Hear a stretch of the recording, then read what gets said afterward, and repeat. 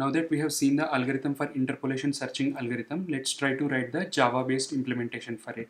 For that, inside the searching package, I'm going to create a new class by the name Interpolation Searching. Let me just add the main method as well and click on finish. Okay, now here what I will do, I will simply define a function public static int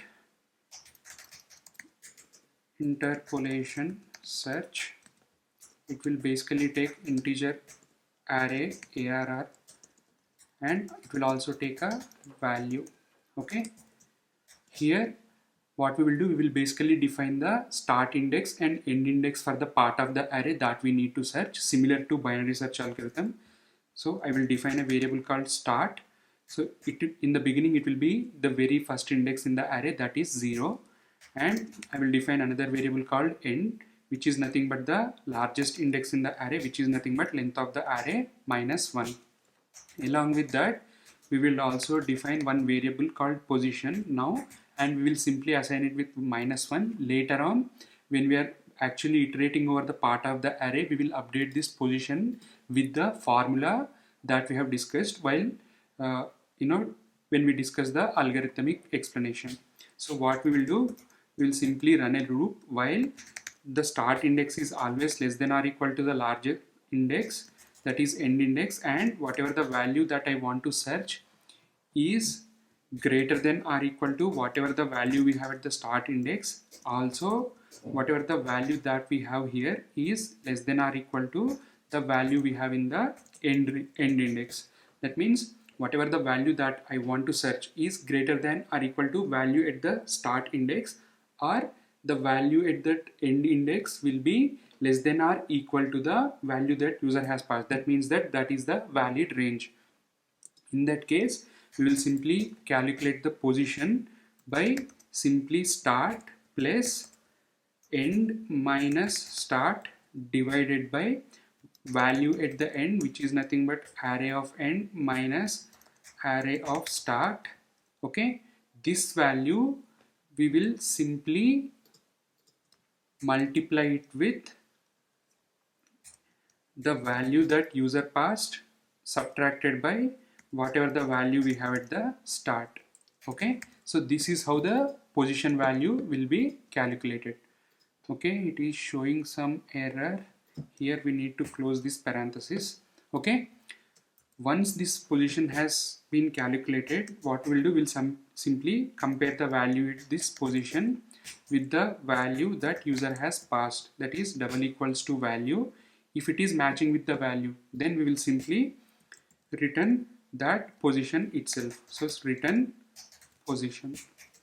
Okay, if this case is not something that is happening, whatever the value we have in the position index, right, it could be either larger than the value that user has passed or smaller than the value that user has passed. If at all, if the value at the position is greater than the value that user has passed, that means whatever the value we have at the position is greater than the value that I want to search. That means whatever the value that I want to search is on the left part of the array. So we need to search on the left part of the array, right? How we will search? We will simply decrement the end index to position minus 1. Okay, if this is not the case, whatever the value we have at the middle index is smaller than the value that we are searching for. That means on the right part of the array we could find the value that we are searching for. So we will simply update the start index with position plus 1. Okay, once we complete executing this loop, we would have searched all possible parts of the array where the value could be present, just like binary searching algorithm. Okay, we will divide the array into left part and right part. In that we will search, right? If we couldn't find the value in any index, then we will simply return minus 1. So simply return minus 1. Okay, this is the exact implementation of interpolation searching algorithm. Now let's try to pass some values and see if we can actually validate the results. So I'll simply define integer array a equal to, let's say 1 2 3 4 5 6 are the values that I want to pass. Along with that, the value that I want to search is, let's say 3. Now let me just call the interpolation search. Let me just pass array and the value, and whatever the value that it is returning, let me store it inside the variable index. Now let's simply print index so that we can validate. If I execute this program, I should technically get the index 2 as output. Let me just run as Java application. Okay, I got the index 2 which has a value of 3. Let's say the value that I want to search is 6. 6 is available at index 5, right? So we will simply run as Java application and we got the index 5. Now let's say I want to search for the value 16. Okay, here in this case run as Java application. I got -1 indicating that the value is not present in the array.